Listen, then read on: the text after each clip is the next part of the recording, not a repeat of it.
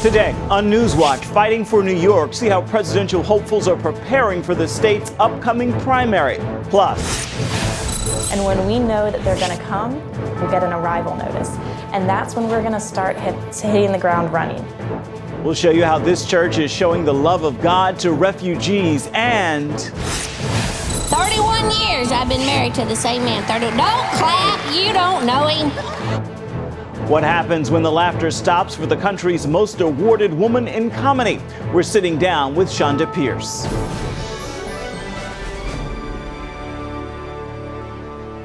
Thank you so much for joining us for CBN NewsWatch. I'm Ephraim Graham. The battle over New York's presidential primary next week is growing more fierce with fresh attacks from the candidates. Both Hillary Clinton and Donald Trump hold double-digit leads in their home state. But will that be enough to get them the nomination? Caitlin Burke has the story. The battle for New York is on, although it's not expected to be much of a battle. So we have an incredible thing going. We're doing amazingly well. New York is very important. Remember New York values? We have the greatest values. Nobody has values like us. I am proud to have represented New York for 8 years. I am proud to have been the Secretary of State and going to 112 countries, standing up for our values. The New York primary takes place a week from today. The home state for both Trump and Clinton, the two are dominating in the polls. A welcome sight after decisive losses over the last few weeks for both of them. Trump holds a 33-point lead over John Kasich, while Ted Cruz trails them both. And Clinton holds a 14-point lead over Bernie Sanders. Polls also show some possible trouble for Trump if he does win the Republican nomination and ends up running against Clinton. A new AP poll shows that 69% of voters have a negative view of Trump, but Clinton has some problems of her own, as 55% have a negative view of her. Many Republicans believe Trump could get a sound beating in November. Cruz warned voters that if Trump is the Republican nominee, it will be a bloodbath for the Republican Party in the general election. For now, the bloodbath of negative campaigning ahead of the general election is running full steam ahead. Caitlin Burke, CBN News. Conservative groups rallied in North Carolina's capital, calling on the governor to stand strong on the state's bathroom bill. The law clarifies people must use the bathrooms, locker rooms, and showers of their biological sex. The Keep NC Safe Coalition hosted the event. Bishop Harry Jackson, Christian author Frank Turek, and the Benham brothers attended. We thank God for the freedom that we have in this country, and if we're not willing to stand now, 20 years from now, my kids aren't going to be able to stand. They're going to go to jail. So we have to take a stand. This is not a civil rights issue. It's one group trying to dominate someone else. It's one group trying to silence another group. It's darkness trying to press in against the light. Critics say the bill is discriminatory against transgender people. To find out more on the story, check out our coverage at cbnnews.com. A Catholic hospital in Detroit has won a lawsuit against its policy opposing abortions. The lawsuit was filed by the American Civil Liberties Union. A federal judge dismissed it, saying the ACLU could not explain how Trinity Health Corporation's policy would risk women's lives. The ruling means the hospital will not be forced to perform abortions. The Bible is one of the most challenged books at public schools and libraries across the country. A new report says parents and groups complain that libraries violate the separation of church and state when they put a Bible on their shelves. But the American Library Association says that is not true. The LA's Office for Intellectual Freedom states the Bible does not violate the separation of church and state as long as the library doesn't endorse or promote the views included in the Bible. The ALA report shows parents groups that they complain most about the Bible almost as much as they complain about the sadomasochistic book 50 Shades of Grey. Moments before his historic visit to Hiroshima, Japan, U.S. Secretary of State John Kerry said it is time to revisit the past and honor those who perished. During a meeting of G7 leaders Monday, Kerry said his trip was more about the present and the future than the past. Mung Fai Lee has the story. U.S. Secretary of State John Kerry and other foreign ministers visited the memorial to Hiroshima's atomic bombing during the G7 meeting in Japan. The purpose of the meeting was to call for a renewed push for nuclear disarmament and joint efforts to condemn recent terrorist attacks around the world. During the meeting, Kerry said nations are obliged to find ways to resolve conflicts and move towards the world free of nuclear weapons. That is why something like the actions of Kim Jong-un in North Korea stand out as such an aberration against the direction that the world wants to go. Japanese Foreign Minister said international collaboration can create a world without nuclear weapons. We urged all countries to refrain from taking unilateral action. It's important to create the peaceful settlement of conflicts under international law. We also agreed on issues such as the protection of maritime transportation and anti-piracy measures as well. Kerry placed a wreath at the Hiroshima Site Memorial, where 140,000 Japanese were killed by an atomic bomb blast in the final days of World War II. As they ended their meeting, the G7 leaders also called for the world to intensify the fight against the Islamic State group in Iraq and Syria. They pledged to continue cooperation in hope of providing a better place for future generations. Mengfei Li for CBN News. The threat from the Zika virus to the United States is scarier than officials first thought. The virus could spread across the United States, but there is a fight for more funding for vaccinations and treatment. Experts say the virus has been linked to fetal brain defects and rare neurological problems in adults. The Center for Disease Control says pregnant women should take extra precautions to avoid the virus. Experts do not believe there will be a widespread sweep of the Zika virus across the nation, but urges citizens to be ready and safe. A cold blob of water in the North Atlantic could lead to more hurricanes this year. AccuWeather reports the cold blob is a large area of the water with colder than normal temperatures. It is located east of Newfoundland and south of Greenland. If ocean currents draw some of this cold water south into the warmer regions of the Atlantic, it could mean 14 hurricanes and tropical storms this year, 2 more than normal. Atlantic hurricanes have sometimes led to tremendous damage, like Hurricane Sandy in 2012, which caused $75 billion in damage in the U.S. and killed at least 233 people in 8 countries. Coming up, refugees flocking to America, and one group is making sure they find a home. Watch them reunite families from around the world when we come back.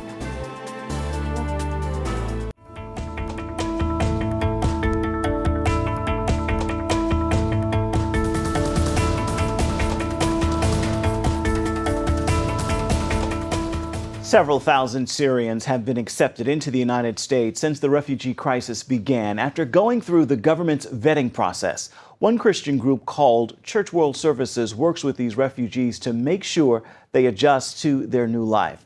Abigail Robertson shows us how that led to a successful transition for one Syrian family here in the country. They've escaped war zones, survived refugee camps, and just arrived in the United States to start a new life. Now, Middle East refugees face a new list of challenges. Where will they live? How will they pay the bills? Where do they learn English? And how do they enroll their children in school? Daunting questions that some Christian groups are helping the refugees answer. This is work that is very significant, and it's a need in our world right now, and it's something we can actively do. It is amazing what can be done when people come together, and what better way to make a refugee family feel at home in America than by welcoming them with a furnished apartment with food already in their fridge. That is exactly what churches throughout the nation are accomplishing by coming together, serving people, and showing them the love of Christ. Church World Services works with churches around the country to help refugees from the moment they arrive at the airport. And when we know that they're going to come, we'll get an email, we'll get an arrival notice. And that's when we're going to start hitting the ground running. First up, finding a house for the family to rent, then stocking it with necessities like furniture, food, and toiletries. Next, CWS pairs each new family with a church partner. Fortunately, they currently have a list of churches waiting to sponsor families from all countries and religious backgrounds. A welcome team is usually a church group, but sometimes small groups, very intentional groups of people who come together and say, we're going to work with a family. It adds this holistic element of community. CWS's end goal is simple: teach each incoming family how to be self-sufficient in America. That process happens through 3 programs: resettlement, employment counseling, and immigration legal services.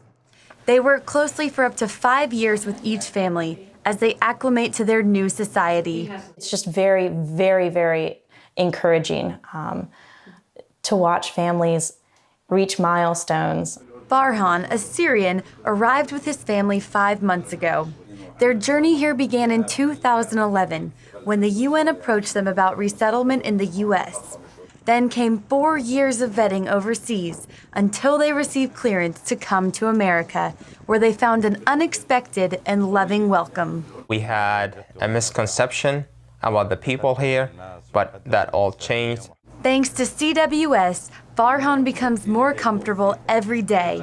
His English is improving, he's working, and his daughter made it to the top of her high school class. Before being granted refugee status, many families wait an average of 3 years as they get health and security clearances.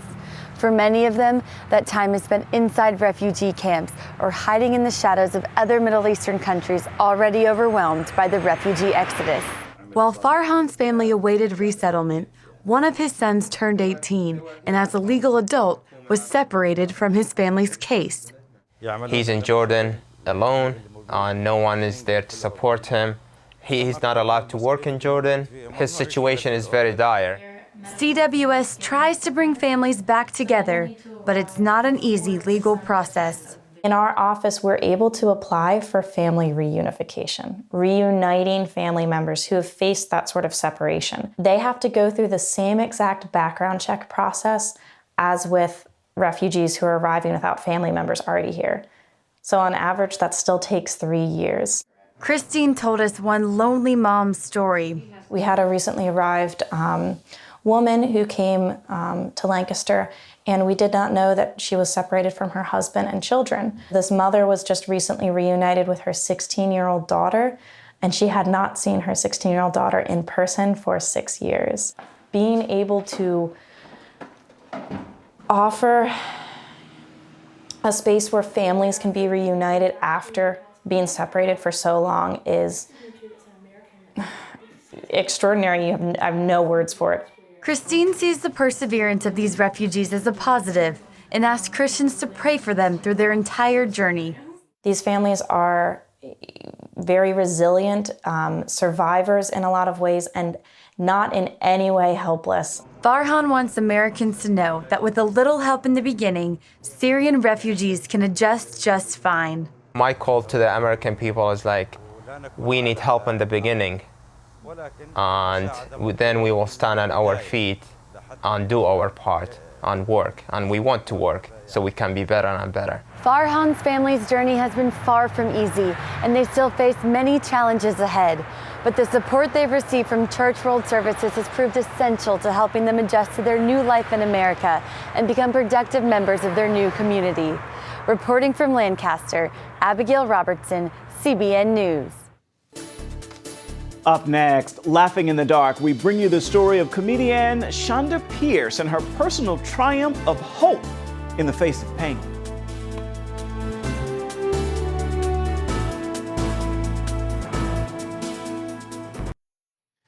Comedian Shonda Pierce is well known for the joy she brings to people, but for a time not so long ago, joy was difficult to find. She opened up about her journey through personal pain in a documentary called Laughing in the Dark. Her story touched a lot of people, scoring the 5th spot in America in its one-night release in theaters. Now, just in time for the release of the DVD, Shonda Pierce is sitting down with us for this week's Studio 5 interview. I married a man, I did my part. 31 years I've been married to the same man. Don't clap, you don't know him. Shonda Pierce has been serving up laughter to sellout crowd after sellout crowd for many years. When did you know you were funny? Oh, dear Lord. I don't know. You know, my mother used to get tickled at me when she was trying to spank me. If I could make her laugh, she would forget why she's spanking me. So, early on, it's a defense mechanism as a kid. And then as I look back in college, I was a theater arts major, and so I was always prone to audition for the funny roles instead of the leading lady, romantic stuff. I wanted whatever's going to make the crowd laugh. And so I had a tendency to lean that way without even knowing there was such a thing as a stand-up comedian, She began her comedy career imitating Minnie Pearl at Opryland Theme Park after college. Can you still do Minnie Pearl? Oh, yeah, you ready? Yes. Howdy! And I love it. I still love it, Dogs still bark and howl, but I still love it, yeah. Shonda's come a long way since those good old days. In fact, she's the leading female comic in the country. How do you become the most awarded female comic? You put a lot of hours in on the road, that's for sure. I will never forget the day that I got a call or a letter from the RIAA, the people that give you gold records and platinum DVDs and all that. And they had a little function for me in Nashville, and I went and got my little award. And I told the man, going, I just find this so hard to believe. There's so many wonderful comics out there. And they go, I know, we didn't know who you were either. Oh, no. That just humbles you really quick. Her audiences, often church groups, have made her the queen of clean. Is it difficult to be clean and funny? I don't think it is. Now, I've never had to clean up my mouth too much. I grew up in the Bible Belt, in a holiness denomination, and a preacher's kid. I couldn't string a ton of cuss words together if I tried. Well, I probably could if I got really, really mad. But it was just not in my, it wasn't in my upbringing. It's not even in my, back in the recesses of my mind. If I stub my toe, I'm going to say fiddlesticks, or ouch. And so it's not that it's been hard to stay clean. It's been hard to make a name for yourself in the comedy world, being a clean comic. For some reason, the Hollywood world or the comedy world seems to think of clean comic as soft or not as adventurous or not as funny. And that's not so at all. Some of the greatest comics of our day were always, Red Skelton was so clever and so funny, and Carol Burnett. Seinfeld is relatively clean, so those who really make it, a long way and have great longevity, they've done it with their family in mind. Looking to expand her reach a few years ago, Shonda's team decided to produce a documentary on her life. A lot happened during that I'm sure you did not anticipate when the camera started rolling. No, we did not. We got a totally different movie than I think what we were going to go after. Good morning. Doug from your family-friendly morning show with some sad news to report. Our dear friend, Christian comedian Shonda Pierce's husband of 31 years, David Pierce, died following emergency brain surgery on Tuesday night. Our thoughts and prayers go out to Shonda and to their two children, Shara and Zach. Shonda has been posting regular updates on her Facebook page, and Tuesday night, her post simply read, "David is home." While filming, Shonda also lost her mother and opened up about her husband's battle with alcohol. Death puts a lot of things in perspective. The recognition that you can't do anything over. You can't change anything, or you can never say another word to that human being again. That'll change you.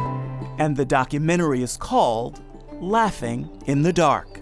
My personal life took such a turn that the story became about surviving and God's grace in the middle of tragedy, and how do you hold on to God, and how do you tell the world that Jesus is good when everything is falling apart, and how do you do that, and how do you keep making a living as a comic when your mother passes and you're struggling with your kids and your husband passes? How do you do that, and so that's kind of what the movie became, is how do you laugh even in the dark.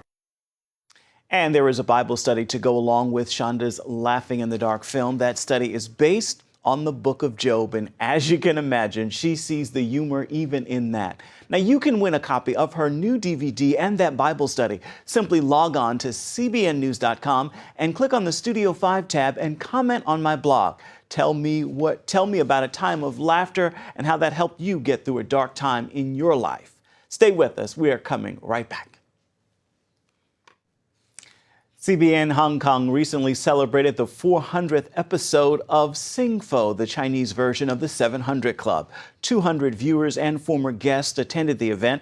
In the past 12 years, CBN's Hong Kong office has produced hundreds of testimonies sharing how God's grace has transformed the lives of Chinese people. Those testimonies are at the core of Sing Fo, which can be viewed on a cable network as well as on the internet. It is a great day to encourage someone, and I'd like to get the ball rolling with this message, your Tuesday Tweetable, I call it. I am pretty sure all of us are praying to God and believing and waiting for Him to do something in our lives. But the question is, what are you doing while you wait? Remember this, preparation precedes blessings. You can't just wait. You must work and be an active participant in your own blessing. That's a biblical principle. Faith without works is dead. So keep believing, but get to work to make it happen and give God something to bless. That is going to do it for this edition of CBN NewsWatch. Remember, you can find more of our exclusive coverage of the issues you care most about at cbnnews.com. We'll see you right back here come tomorrow.